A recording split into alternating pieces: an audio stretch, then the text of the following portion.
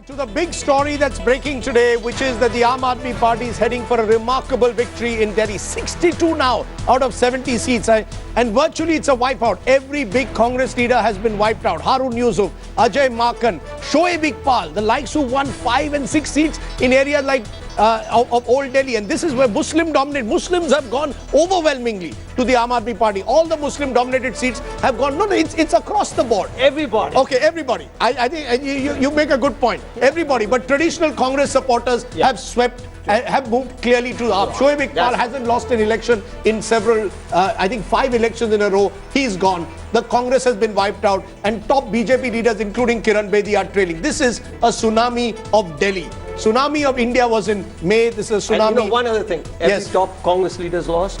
I imagine every top BJP leader. Yeah, I think except for Jagdish Mukhi, who was leading last when I saw. It's now. He's trailing now? Trailing. Okay, so even Jagdish Mukhi is trailing now. In Janakpuri. So these are all, the heavyweights who are losing. Let's come to the big numbers at the moment. This is how it's looking at the moment for you. Take a look at our magic numbers. And this is where I can see we are.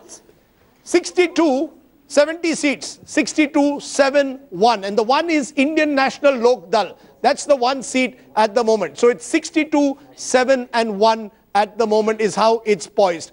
Take vote share. Take a look at vote share now. Vote share at the moment is, there you have it, 33% to the BJP plus includes Akalis. AAP is 54%. Now that's a 21% gap. The Congress is 10, and that's the story I want to tell you, because the Congress was 24.5% in the last election. It's down to 10. That's a 14.5% drop. So the Congress's drop has gone clearly to the AAP in almost completely. So the AAP has taken so much of the Congress vote that it's built a 21% lead over the BJP. The BJP last time was about 38% of the vote. So it's lost comparatively less. It's actually -1. So it's lost only 1%, but the AAP is 25%. It's taken most of that from the Congress. That's the story, in a sense, of this election. Quite a remarkable election in that sense when you look at vote share. And just take a look at the side. High income, AAP leading in 9, BJP in 1. Middle income, 23, AAP leading, BJP in 5. And in the lower income, it's a wipeout, 31-1. And remember, we must stress this, there were news channels that were even blanking out AAP. The fact was, despite that AAP has won, they have rendered the media irrelevant also, in a sense, in this election. This is a remarkable victory in that sense. However, it's a victory that needs to be tempered by the fact that it's about Delhi. It's not, or is it, about a national referendum? That's the question that we really need to raise, because when you look at it, it's now a cross-class appeal that the AAP has had, but is it limited to Delhi? I think that's the question we are going to raise repeatedly. Or is this something more that goes beyond Delhi? Have we seen a tectonic change in Indian politics? And many believe the AAP didn't have the resources to match the BJP. They didn't have the ministerial strength. They didn't have central rule. And frankly, they didn't even have most media houses. Individual journalists is another matter, but because many journalists have joined the Aam Aadmi Party. But there was a sense that the Aam Aadmi Party was the David versus the Goliath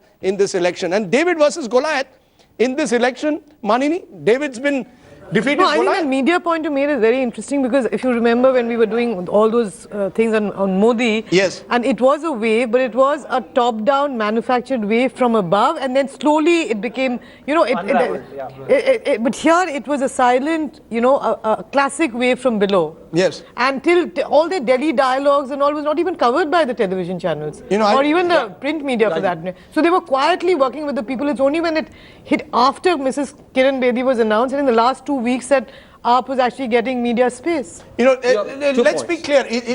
I'll just get, before that, I'll get in Dipankar, who wanted to make that point. Dipankar, is this a wave from below? Is this a wave from below limited to Delhi? Or is this a wave from below that, as Chetan has suggested, could be a wave of the urban poor in different parts of the country who want to have a party that represents, they believe, their interests? Potentially, yes. But the fact is they don't have the manpower or the bandwidth for that. Yes. Potentially, yes. I think this is an urban movement, and what is most important is India is becoming urban.